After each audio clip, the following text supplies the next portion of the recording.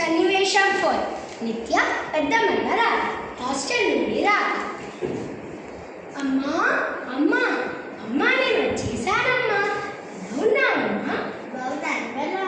నేను బాగున్నానమ్మా.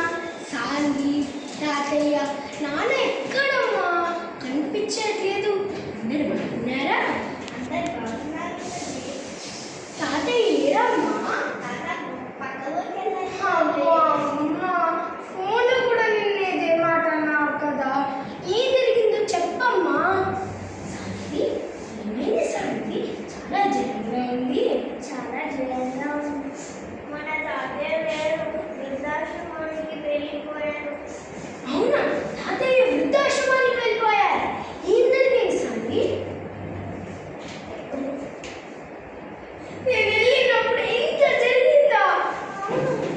అయినా అమ్మా తాతయ్య ప్రేమ గర్వం లేని చోట ఎలా ఉంటారనుకున్నామమ్మా? వాళ్ళ అనుభవాలు మా పాఠాలు. మీరు ఆఫీస్ పని అని బిజీగా ఉన్నారు. నాకు కావాల్సినవన్నీ చూసుకునేది వాళ్ళమ్మా. నేను తాతయ్య దగ్గరికి వెళ్తున్నా. నేను వస్తాను. చూసావా, పిల్లలు కూడా తెలివి కూడా నీకు లేకపోయే. అయ్యో, తక్కువ పని చేస్తాను. పద వృద్ధాశ్రమానికి వెళ్దాం. నేను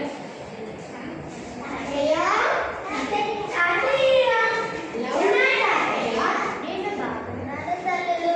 మీరెలా ఉన్నారు? బడికి వెళ్తున్నారా? బాగా చదువుకోవాలి, సరేనా? మమ్మల్ని మర్చిపోలేదు కదా తాతయ్య.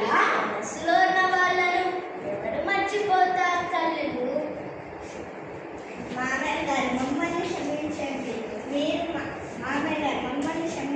మీరు నాతో ఉండాలి. నేను చేసిన తప్పుని ఒక్కసారి క్షమించండి. లేదు అమ్మా. సన్నివేశం 6. తాతయ్య మళ్ళీ ఇంటికి రా. రండి నాన్నగారు. 6 students with an answer teacher will stand up and go to this answer 6. తాతయ్య మళ్ళీ ఇండియన్ కలరాలంటే నువ్వు రావాలి. తాతయ్య ఇల్లు అంటే గోడలు కాదు, మీ ప్రేమతో నాది వేసిన ఒక దేవాలయం.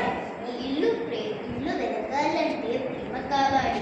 ఇక్కడికే వస్తాను. ఏంటి తాతయ్య కలలో నిన్ను? ఆనంద బాష్పాలు బంగారం. క్షమించండి మామయ్య గారు, నీ ప్రేమకు తగ్గగా ఇవ్వలేకపోయాను.